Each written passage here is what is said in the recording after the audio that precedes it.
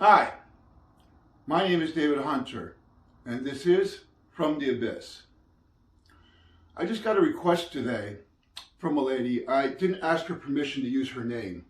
I will at another time. She wanted me to do shows on anxiety and depression. Well, I'm going to do 3 shows today. I'm going to do one on anxiety, which is this one, followed by depression, and then the third one is loss. Letting go of someone who is toxic in your life, no matter how much you care about that person. That will be a tough one. Anxiety. I do not know the medical definition of what it is. I just know how it feels. Horrific. The best definition I can give you of anxiety is it's like a cat on a hot tin roof at 100 degrees and you're sweating, shaking. Everything is coming to get you. You don't know what's going on. That's anxiety. Why is it caused? It's got a million reasons. I can only tell you where mine was caused. Part of mine was caused from unresolved past. Selling myself, being molested, being almost murdered, having a knife to your throat and it's cutting, and someone busts through the door and stops it.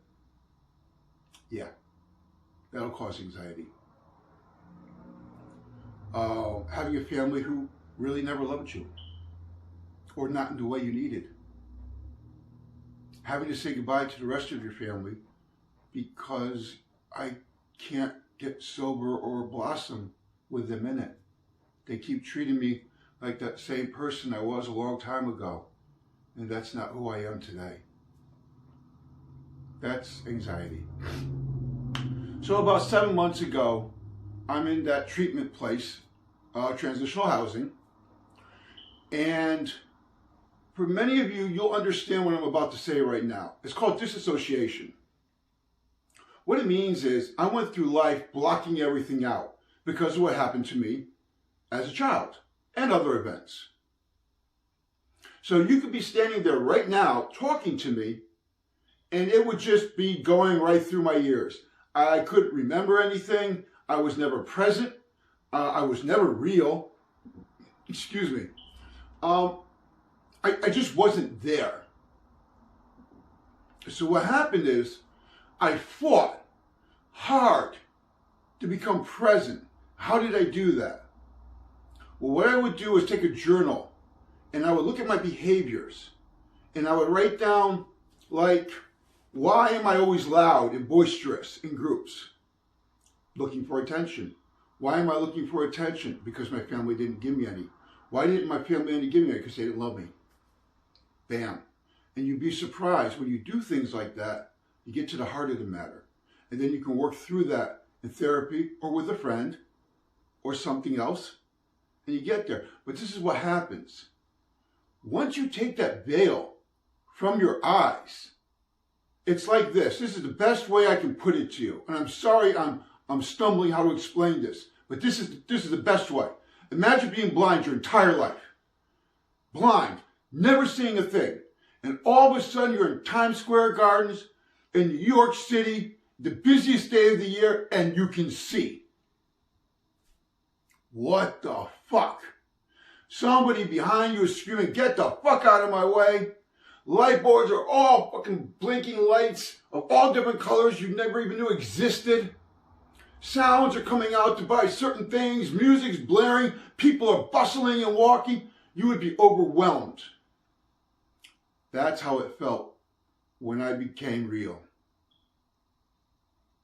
And for 6 months, when I was there working through this, that's how I felt. What did I do? I chain smoked like a fiend. My hands shook like this every day. I couldn't hold a pen. I could barely hold a cigarette. There's someone very near and dear to me, and I will tell you this, the biggest reason I'm here to this day is Dr. Z. I don't want to say the person's name. I haven't asked for permission. This person cares about me so much that they didn't give me anxiety meds. And as a result, I fired this person about 10 times. But what happened is I got through it. That person wanted me to go to therapy and work through it the right way. And I did. And you know what happened one day? And I can't tell you when it will, but one day it just went away. I don't have anxiety anymore. Now, once the blue moon, it might crop up, but I can now understand where it's coming from. I'll give you an example. I was getting my hair cut one day. And you know what they blow the hair off you, the little machine? Well, it was getting in my nose and my mouth and I couldn't breathe. I had a bad experience once where I swallowed poison. And they had to shove a tube down my throat and start flushing the poison out. It reminded me of that. And my anxiety kicked full board. But in an instance, I knew where it was coming from. I knew I was safe. I knew it wasn't happening. And it went away.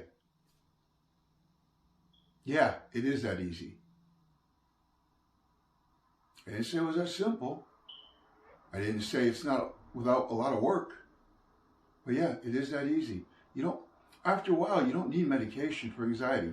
Now, I don't know certain disorders. Maybe they do. I'm sorry, I'm not a doctor. I never claimed to be one. I can only tell you what I've experienced. Anxiety is horrific. It rips through you. It makes you make bad decisions. It's what causes you to drink. It's what causes you to drug. It's what causes you to pick up a prostitute, male or female, and go in the hotel room because you feel safe for an hour doing it. It takes it away. That's understandable. But understand this, real, and I always say this, real recovery is not fun. It's not comfortable. You will feel anxious. You will feel scared. You will feel, what's the word I'm looking for? Vulnerable. You will feel vulnerable. And that's the scariest feeling of them all. You will get through your anxiety. Track your behavior. This is the best advice I can give to anybody. When you're having problems with something that's causing you anxiety, however small or big it is, let's say you're never on time anywhere. One night, sit in front of your desk or whatever, and figure out why. Why am I not on time? It wasn't that I don't think things are that important to me that I need to be. There you go. Why don't I think things are that important to me? And keep going down the list till you get to the heart of the matter. And that's what you bring up in therapy or group or whatever you're doing. It takes brutal honesty. I have to check my motives all the day, and sometimes they disgust me. They really do. I just lost a good friend. I'll get into that in the other show. And it's causing me some pain and some anxiety. But I had to do it for me. Anxiety, here's the biggest thing. Are you listening? All right, because I'm about to scream again. Anxiety won't kill you. What else won't kill you? That's right, an urge. What else? A feeling. What else? A thought, a memory. None of that will kill you. Yes, it'll make you feel anxious, sad. And when you first tear open a wound, it will overwhelm you. It will debilitate you.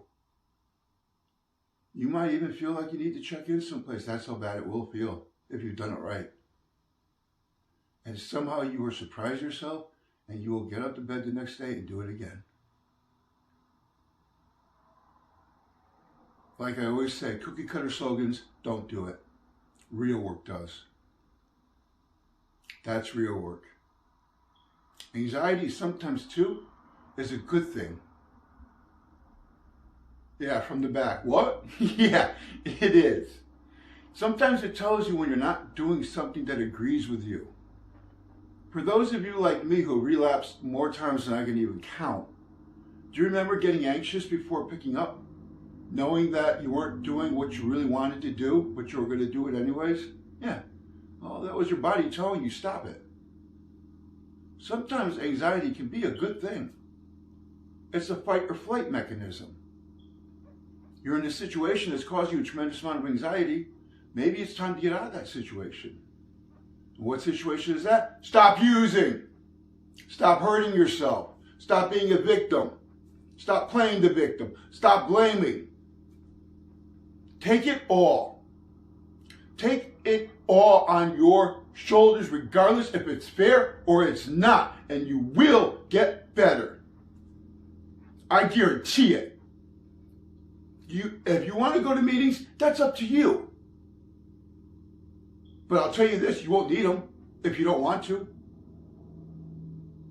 You know, I'm not here to debate if alcoholism and drug addiction or whatever they call it is a disease, it's not a disease, it's hereditary. I don't care. Who cares? It's not important. What you're doing about it is important. That's what everybody gets lost on. So anxiety, yes, sometimes it's a very good thing. And sometimes it's a very bad thing. And then sometimes it's a measure of what you're doing for yourself. And I hope it overwhelms you. I hope it brings you to your knees. I hope you curse it. And I hope you move through it. Because if you do, you'll be free. Like me. This is David Hunter saying thank you for watching.